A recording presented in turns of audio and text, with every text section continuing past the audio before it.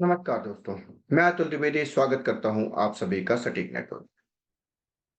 अ, आगे बढ़ने से पहले आप सभी से एक छोटी-सी अपील कि अगर आपको हमारे वीडियोस पसंद आते हैं, तो कृपया हमारे वीडियोस को लाइक करें और हमारे चैनल को सब्सक्राइब करें और ज़्यादा से ज़्यादा लोगों तक शेयर करें।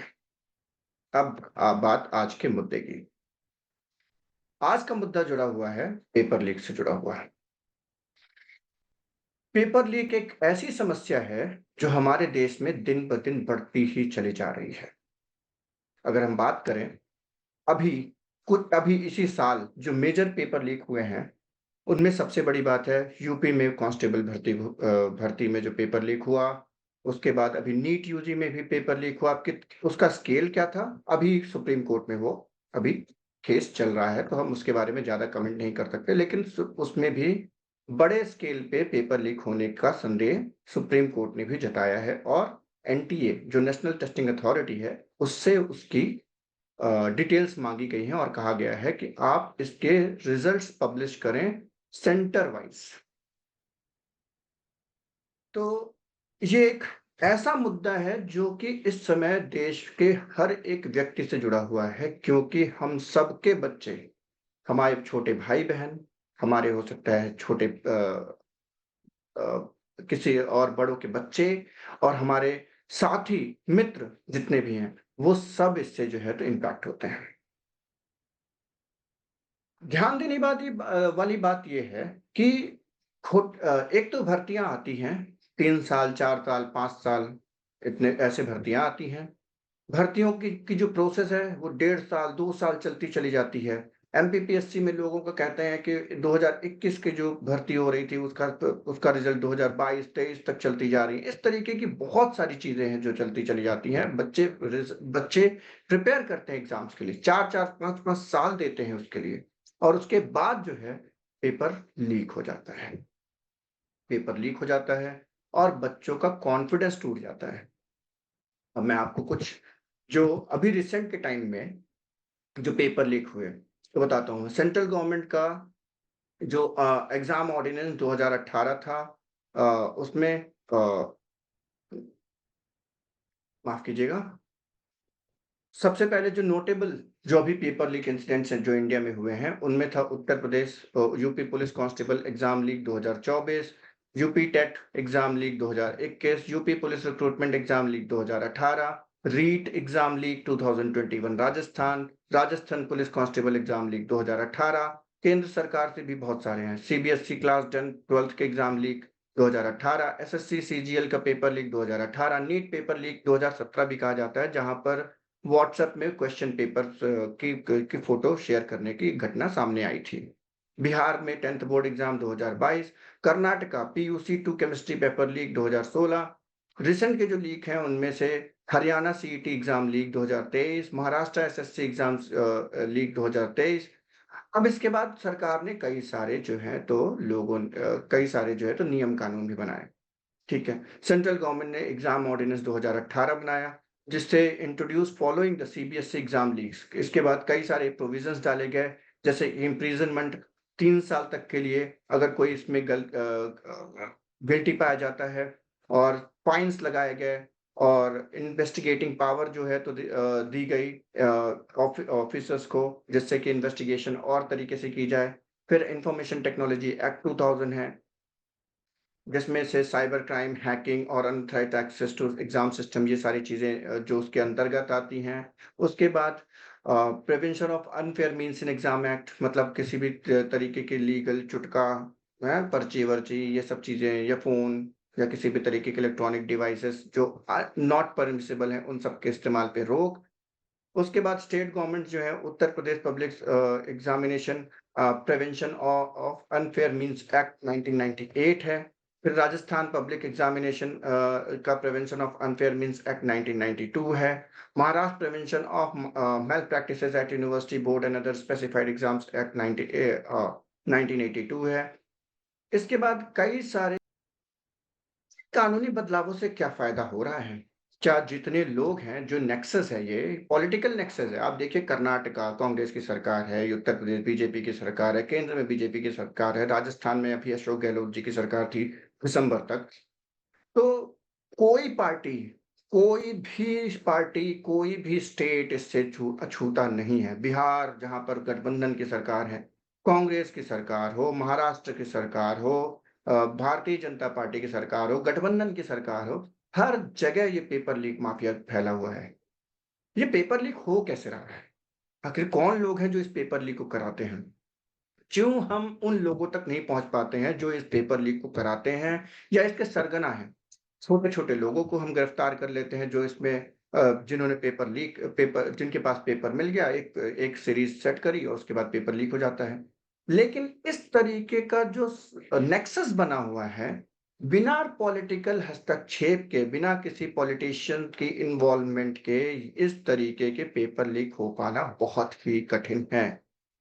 क्या ये राजनीतिक पार्टियां जो एक दूसरे से संसद में लड़ती रहती हैं, हमेशा लड़ती रहती हैं, चाहे कांग्रेस हो, भाजपा के ऊपर अटैक, समाजवादी पार्टी भाजपा पे अटैक, भाजपा समाजवादी पे अटैक, भाजपा कांग्रेस पे अटैक, इस तरीके के अटैक्स चलते रहते हैं, अलग अलग मुद्दों पे चलते रहते हैं। लेकिन जब बात आती है पेपर लीक से जुड़ी हुई, तो इनके खुद के जितने भी अ, खुद के स्टेट्स में कई सारे इस तरीके के पेपर लीक हुए हैं और इसमें कई सारे ऐसे एग्जाम्स हैं जो कि 3-3 साल, 2-2 साल, 4-4 साल, 5-5 साल में इनकी भर्तियां आ रही हैं।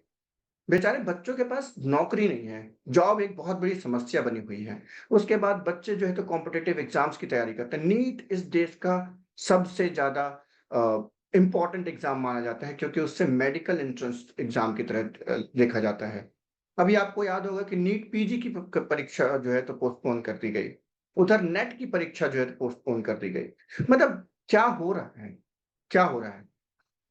इसके खिलाफ सरकार आखिर कदम क्यों नहीं उठाती है? और जो भी ये प्राइवेटाइजेशन हो रहा है, मतलब बच्चों जो कोटा जाएगा, चाहे जो कोई कोचिंग सेंटर में पढ़ने जाएगा या कहीं भी जाएगा, उसका सिलेक्शन हो जाएगा।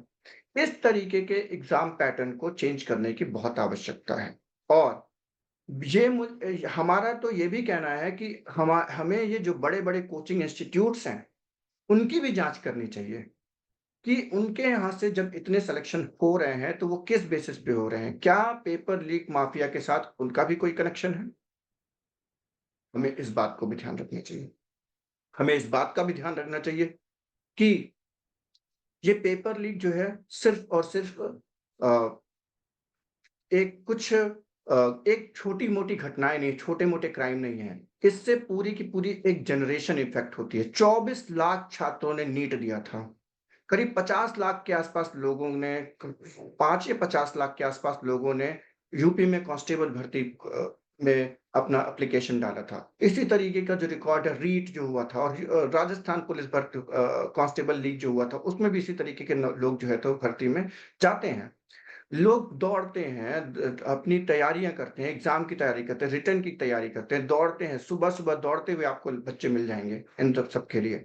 और सुबह से लेकर के शाम तक कोचिंग में जाते हैं बच्चे। सुबह 6 बजे निकलते हैं, शाम को 5 बजे तक कोचिंग में रहते हैं, उसके बाद आके पढ़ते हैं। उनके सोने का ठिकाना नहीं, घर वालों से बात करने का ठिकाना नहीं। अपनी जिंदगी के 2 साल, 3 साल, 4 साल, 5 साल देते हैं, उसके बाद इस तरीके की चीजें होती हैं। और अभी तो सबसे बड़ी बात, देश का सबसे बड़ा एग्जाम यूपीएससी, यूपीएससी में के ऊपर भी जो है प्रश्न चिन्ह लग गया है। अभी पूजा केड़ेकर के केस के बारे में आप सबने सुना होगा कि किस तरीके से पूजा खेड़ेकर जो है, तो उन्होंने ना तो मेडिकल में जाँच में सहयोग किया और अब ऐसी खबरें आ रही हैं कि उन्होंने शायद अपने एग्ज़ाम को भी किसी भी तरीके से फ़ोर्ज किया था। कैसे किया था? कैसे फ़ोर्ज कर लेते हैं लोग एग्ज़ाम, ऐसे कॉम्पिटिटिव एग्ज़ाम समझ पाना मुश्किल है। लेकिन उसकी जाँच अभी चल रही है और पता नहीं ऐसे कितने लोग होंगे जो यूपीएससी में सेलेक्ट होंगे गलत कास्ट सर्टिफिकेट दे करके, ओबीसी बता करके, पैसे होने के बाद हो करके, मतलब हर तरीके से एक्सप्लॉइट कर रहे हैं सिस्टम में सहयोग किया और अब ऐसी खबरें आ रही हैं कि उन्होंने शायद अपने एग्जाम को भी किसी भी तरीके से फोर्ज किया था। कैसे किया था? कैसे फोर्ज कर लेते हैं लोग एग्जाम, ऐसे कॉम्पिटिटिव एग्जाम समझ पाना मुश्किल है। लेकिन उसकी जांच अभी चल रही है और पता नहीं ऐसे कितने लोग होंगे जो यूपीएससी में सेलेक्ट होंगे गलत कास्ट सर्टिफिकेट दे करके, ओबीसी बता करके, पैसे होने के बाद होकर के, मतलब हर तरीके से एक्सप्लॉइट कर रहे हैं सिस्टम को।